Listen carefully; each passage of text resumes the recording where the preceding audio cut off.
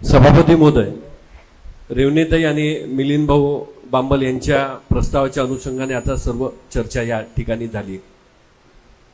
Doctor Bondre साहेब, आपण या सदस्यांच्या भावना लक्षात घ्या।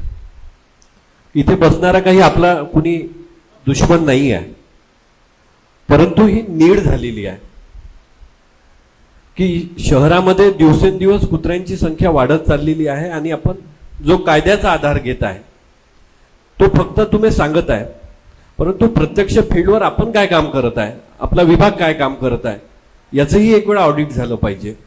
आपल्याला ज्या ज्या सुविधा पाहिजे त्या त्या सुविधा आपण सन्माननीय सभापतींना सांगितल्या पाहिजे की स्थायी समितीचे सभापती आहेत त्यांना आपल्याला वाढीव काही तरतूद लागत असेल ती सांगितली पाहिजे। जिल्हा नियोजन समितीच्या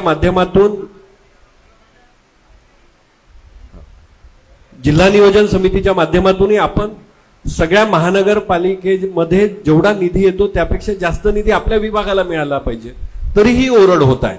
ही ओरड चांगली नाही आहे। आपण सगळ्या, मी पण आपल्याला व्हॉट्सअप पाठवले होते, त्यामुळे आपण सिरियसली काम करावं। आपल्या विभागाला काही मदत लागली ती आम्ही देऊ।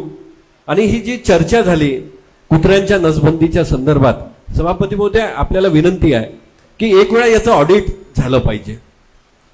दिवसेंदिवस कुत्र्यांची संख्या वाढत चालली आहे, आपण इकडे नसबंदी करत आहे आणि कुठे तालमेल कुठेच बसत नाही आहे।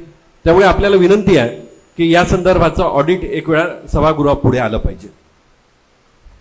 आणि जो विषय मिलिंद भाऊनी या ठिकाणी पद भरतीचा मांडलेला आहे की एकंदरीत अमरावती महानगरपालिकेच्या पदभरतीच्या संदर्भात भरपूर एकेका अधिकाऱ्याकडे 3-3, 4-4 पदभार आलेला आहे।